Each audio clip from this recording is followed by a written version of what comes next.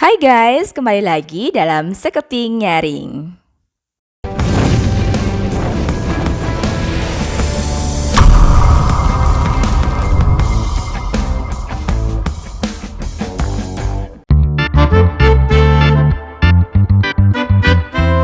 Kali ini Sekeping Nyaring akan merangkum beberapa objek wisata yang dapat dikunjungi dalam satu hari. Semua orang tahu bahwa Pulau Bali memiliki sangat banyak tempat wisata menarik yang tidak akan habis kita eksplor hanya dalam hitungan hari. Oleh karena itu, Sekeping Nyaring akan menyajikan beberapa objek wisata yang dapat kalian kunjungi hanya dalam waktu satu hari. Tempat-tempat wisata tersebut berada dalam satu jalur sehingga bisa menghemat waktu kalian di jalan. Kali ini yang akan kita kunjungi adalah objek wisata yang ada di Bali Timur. Perjalanan ini akan menyinggahi dua kabupaten yaitu Klungkung dan Karangasem. Dengan asumsi bahwa teman-teman tinggal atau menginap di daerah Denpasar atau Badung.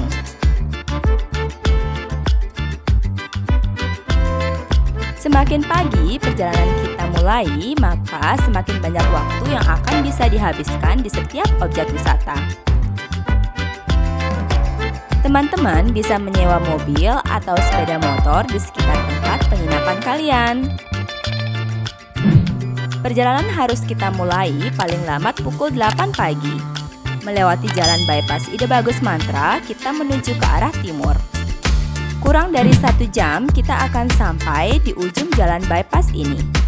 Dalam beberapa puluh meter ke depan, kita akan sampai di objek wisata pertama yaitu Pura Goa Lawa.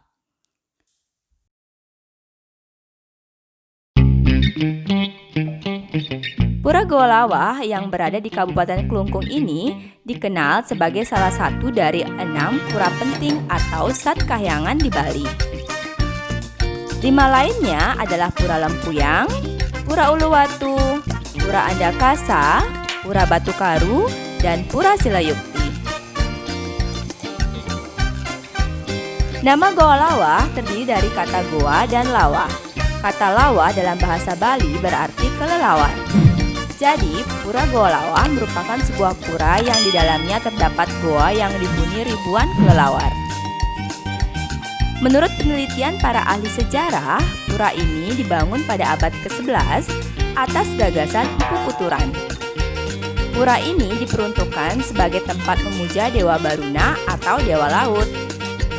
Lokasi pura ini sangat unik karena diapit oleh bukit dan laut. Masyarakat Bali menjadikan tempat ini untuk nyegara gunung. Setiap wisatawan yang ingin memasuki pekarangan pura wajib menaati beberapa peraturan seperti diwajibkan memakai kain sarung dan selendang yang diikatkan di pinggang. Wanita yang sedang datang bulan dilarang memasuki area pura. Wisatawan diharapkan untuk tidak berjalan di depan orang yang sedang sembahyang dan dilarang menaiki tangga yang ada pada tempat pemujaan. Dilarang merokok di area pura dan tidak diperbolehkan untuk membuang sampah sembarangan. Setelah kurang lebih 1 jam menikmati kemegahan Pura Goa Lawa, perjalanan kita lanjutkan menuju Desa Tenganan, Pegeringsingan. Desa ini berada di Kecamatan Manggis, Kabupaten Karangasem.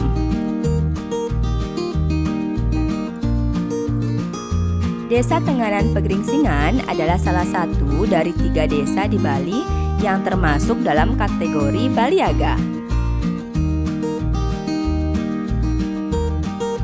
2 lainnya adalah Desa Trunyan di Kecamatan Kintamani, Bangli, dan Desa Sembiran di Kecamatan Jejakule, Buleleng.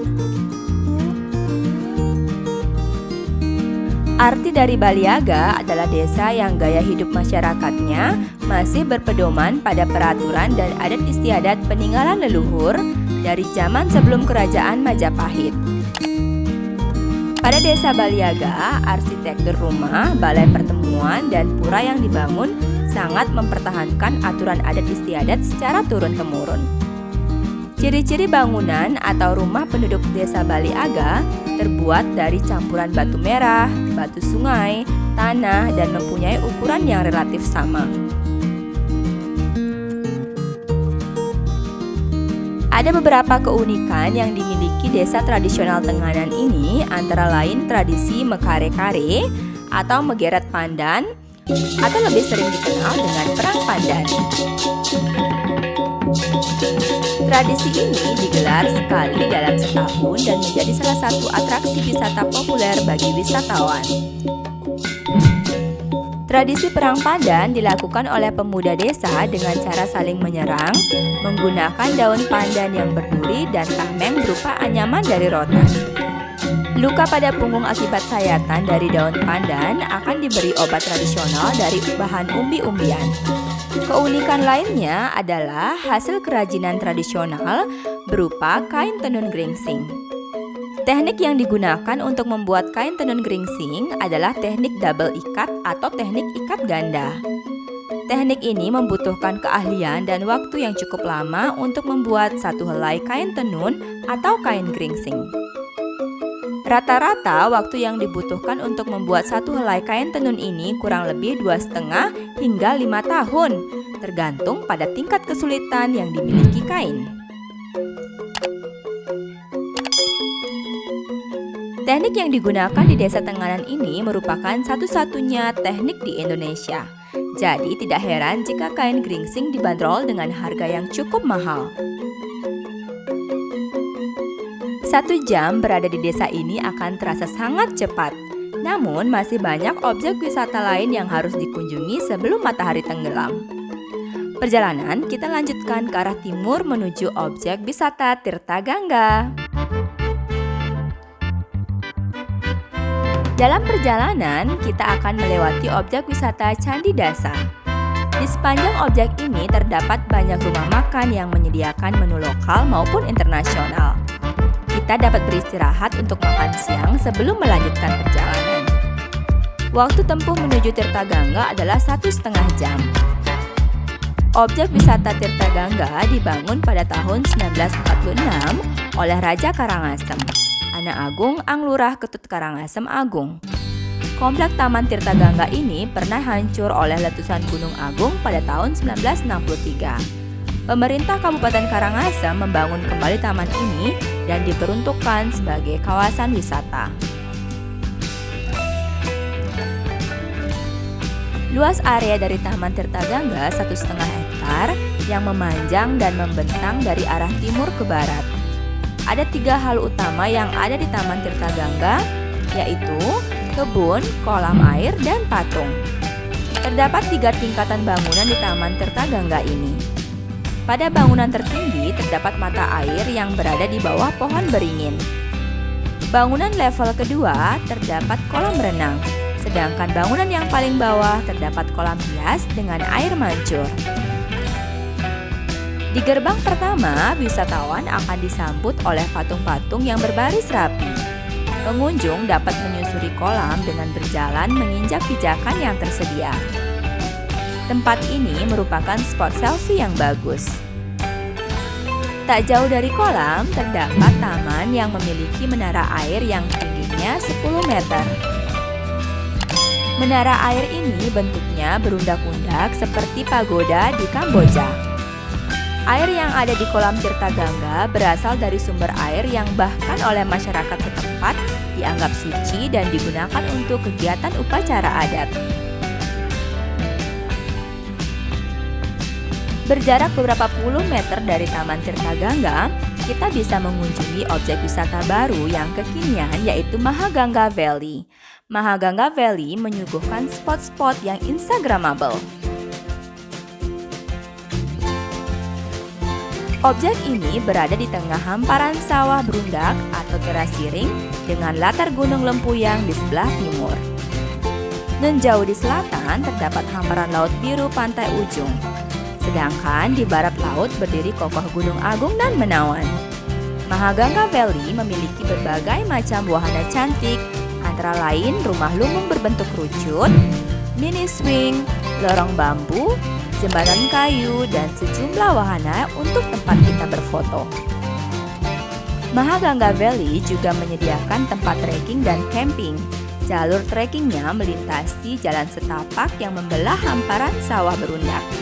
melintasi sungai yang airnya jernih, dan 2 titik air terjun yang jarang diketahui wisatawan.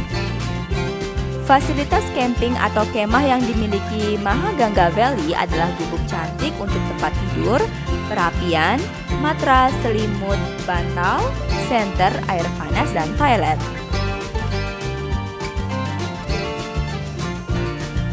Di kedua objek wisata ini, kita menghabiskan waktu tidak lebih dari 2 jam karena harus secepatnya menuju Taman Sukasada Ujung.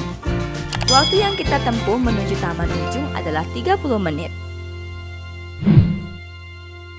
Taman Sukasada Ujung berada di Banjar Ujung, Desa Tumbu, Kabupaten Karangasem, Bali. Taman ini dibangun pada tahun 1901 oleh Raja Karangasem, yaitu I Gusti Bagus Lantik. Beliau memiliki gelar Agung Anglurah Ketut Karangasem. Taman Ujung pada awalnya bernama Kolam Dirah, yang berarti kolam tempat pembuangan orang-orang yang menguasai ilmu hitam. Kemudian pada tahun 1909, Raja Karangasem memerintahkan arsitek Belanda bernama Van den Hens dan arsitek Tiongkok bernama Lotto Ang untuk mengembangkan Kolam Dirah menjadi tempat peristirahatan Raja Karangasem.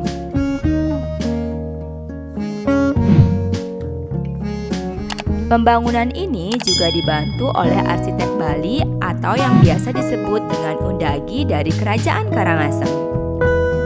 Kolaborasi dari ketiga arsitek tersebut melahirkan istana yang unik. Water Palace yang berciri Eropa zaman pertengahan dan keindahan arsitektur Bali menjadi satu. Di Taman Ujung terdapat 3 kolam besar. 1 kolam berada di bagian selatan dan 2 lainnya berada di bagian utara.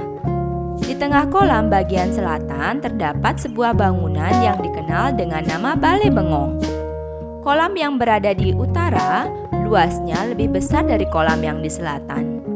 Di tengah-tengah kolam ini terdapat jembatan yang digunakan untuk melintas menuju tempat peristirahatan Raja Karangasem. Tempat ini dikenal dengan nama Istana Gantung.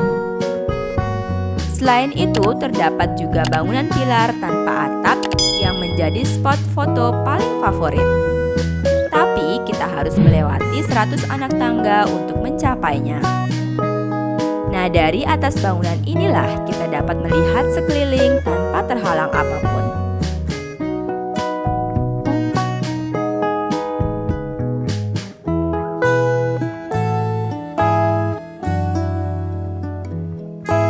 Setelah cukup puas berada di objek ini, kita harus segera meluncur menuju objek wisata terakhir, yaitu Virgin Beach yang berada di Desa Adat Prasi. Perjalanan menuju pantai ini kita tempuh dalam waktu 30 menit.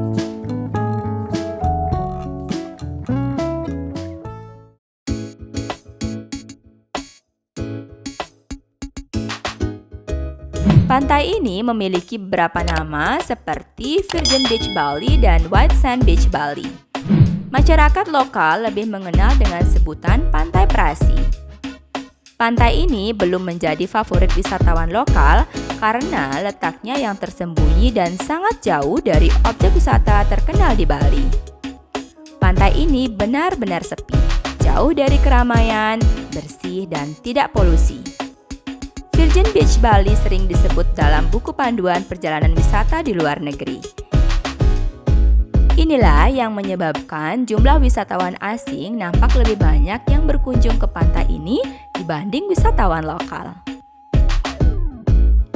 Pasir di Virgin Beach Bali warnanya tidak benar-benar putih, lebih condong berwarna kuning dan sedikit bercampur dengan pasir hitam. Ini yang membedakan dengan pantai-pantai lainnya di Bali. Terdapat juga kafe-kafe kecil yang menjual makanan dan minuman dengan harga wajar.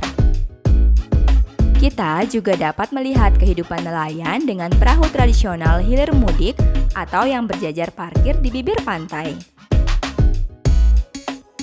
Air laut yang berwarna biru jernih sangat cocok untuk snorkeling atau sekedar berenang. 1 jam menikmati indahnya Virgin Beach Bali sangatlah cukup. Sekitar jam 6 sore, kita sudah bisa kembali ke Denpasar. dan akan tiba di penginapan atau tempat tinggal kita sekitar jam 8 malam. Nah, itulah guys 6 objek menawan dalam sehari jalan. Semoga ini bisa menjadi referensi liburan teman-teman di Bali.